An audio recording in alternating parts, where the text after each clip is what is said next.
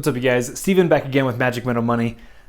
Kaldheim collector boxes are getting crushed. Just getting annihilated. I mean, these are right at release. I mean, what are we, a week or two into the set? I mean, and they are at below 200 a box.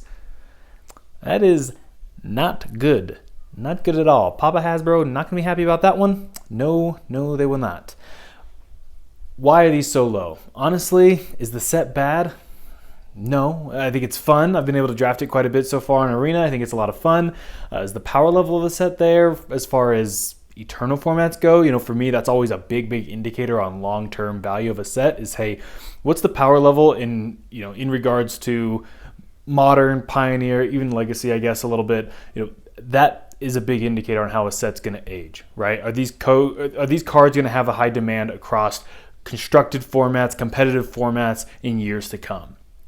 And yeah, I mean, obviously there's like some broken combos with Tibalt's Trickery and whatnot, but there's some interest in older sets. Obviously the Pathways, I think, are just great lands. Not for Modern, because you have the fetch land, shock land combo, and, you know, easy mode going on there for your mana base. But the Pathways are great dual lands. I mean, why would you run basics when you can run Pathways when it comes to Pioneer? So yes, if Pioneer is a surviving format and lives to tell another day and lives to have another format and lives to have another tournament, then yeah, I think Pathways are great. So the set seems fine power level wise. Flavor wise, are you kidding? I mean, these are just gorgeous. The showcase frames, I think these are my favorite showcase frames. I mean, just look at this. You know, maybe for the rest of the video, forget me. I'm just going to do tons of just these, just over and over. Here's a new one. Boom. Just different pictures of these showcase frames. These are incredible. I think they're absolutely gorgeous. They have that Norse feeling, this ancient Viking mythology. I mean, they nailed it on this set.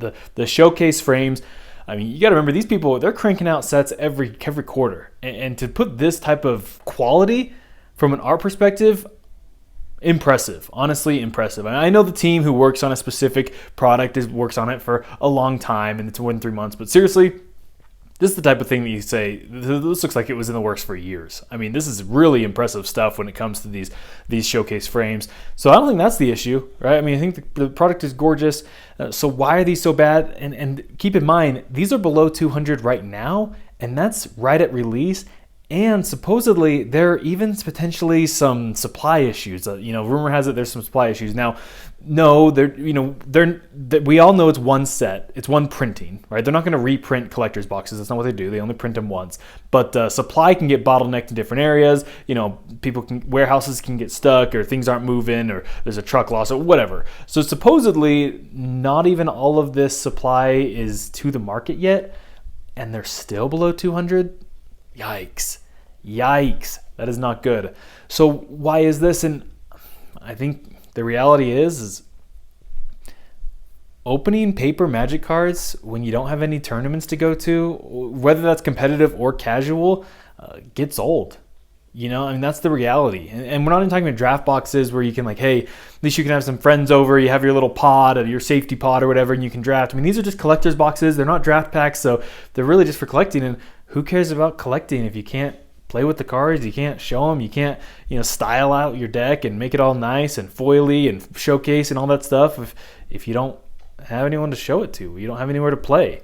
I mean, I think that's just the reality. And I'm honestly surprised how well paper products have done. Now, you might go talk to LGS and sales are terrible. We don't sell anything. What do you mean they've been done well? I mean, just as far as people wanting to stay interested at all. People are still opening product. I can't believe that's the case after nearly a year of most LGSs across the nation being shut down, right? Or having very limited capacity, organized play being shut down for nearly a year for paper play, no Grand Prix, none of that. Honestly, I'm impressed that prices have stayed as high as they have been, and that people have been interested, but it's going to wear people down. It just gets old. And long term, this is going to be, hey, Magic, just like lots of other industries, took a hit for a year or two, and hopefully everyone gets out there and we can all safely socialize and play again someday. Hopefully this year, that'd be awesome. Who knows? But if that's the case, long term, Kaldheim starts to look really interesting because it's tanked right now, and I think the reality is people are just sick of playing or sick of opening cards and not being able to play with them. It's just, it's not fun. And we all love playing paper Magic.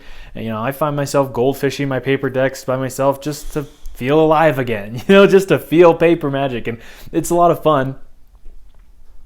But who wants to drop $250 to open 12 collector packs and not be able to put them in decks and go play at your LGS? Again, whether that's your friendly free commander with your friends or your 1K local modern tournament, whatever it is, it just isn't as fun and it gets old. So long term, what does this potentially mean for the product? In the medium term, right? So we're saying like 2 years. First of all, who knows with collector boxes? I personally think they'll age well.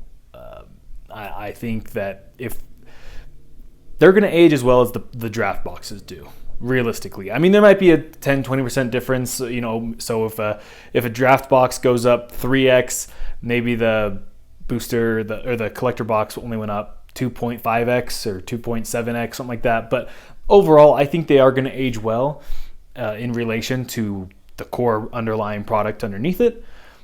But in the medium term, for the next couple of years, I mean, who's going to want to spend a lot of money on Kaldheim knowing, hey, we got that price memory going on. This thing was at $200 at release. I'm not going to pay $250, $300 for it. I think it's going to stay below $250 for quite some time. I wouldn't be surprised if 2 years from now we're still below $250 for these things, especially if there's more volume and there's more supply released. If those rumors are true and prices drop down to $180, it's going to take a long time to bounce back.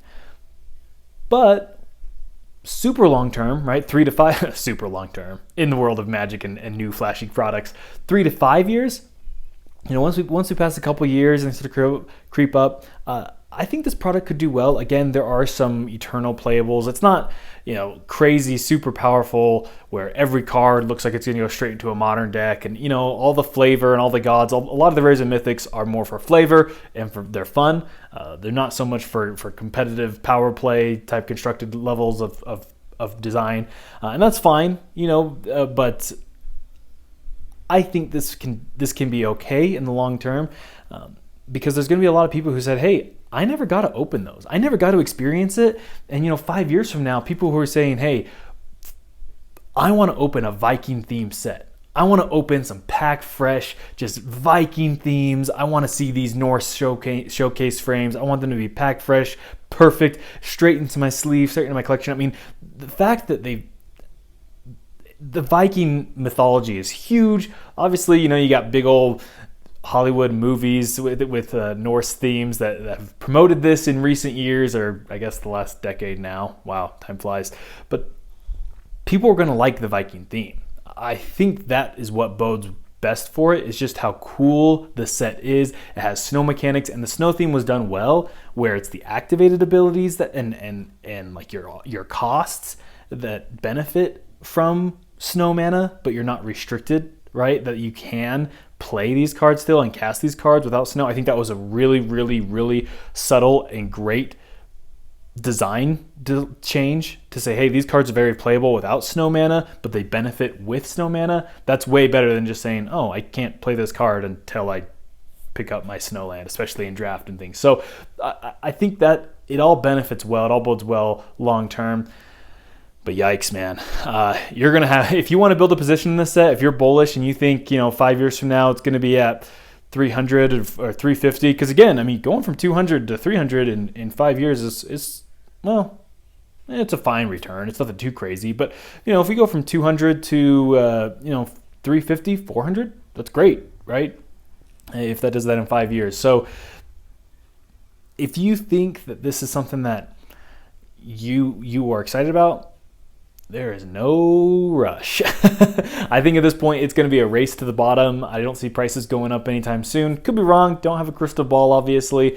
But I would relax and say, hey, you could probably chill for a good 6 months before needing to park money into this product before you see any type of movement in price. Maybe even longer, maybe even a year. Who knows? That could all change, obviously. If all of a sudden everyone starts doing organized play and there's Grand Prix to go through to, I think all products that came out in the last year are going to have a sudden spike. Probably talk a little bit more about that in more in depth in another video. But overall, I think you have time to build your position. I wouldn't rush it. That cash is going to sit very flat for quite a while. It's going to have real slow growth in the first 2 years. But because this product just came out, if you want to open it, if you love the Norse theme and you think these showcases are as beautiful as I think, go out and open it, whatever. But as far as like an investment standpoint, honestly, you got time. These prices aren't going anywhere anytime soon, and hopefully in the long term, this product recovers. Again, there could be a whole new wave of players that look back and say, man, I wish I would have opened cards back then, and it could become the new hotness at some point. Could become in vogue in the next few years. No one can predict that stuff. I'm not trying to predict random spikes here, but just looking at the theme, looking at the cards, looking at the set as a whole, I do see this as still having potential. But man, it's going to take a while because price memory. People just aren't going to want to spend $300 knowing that it sat at $200 for 6 months to a year. So it's going to take a while for that price memory to erode, but we'll see where this goes.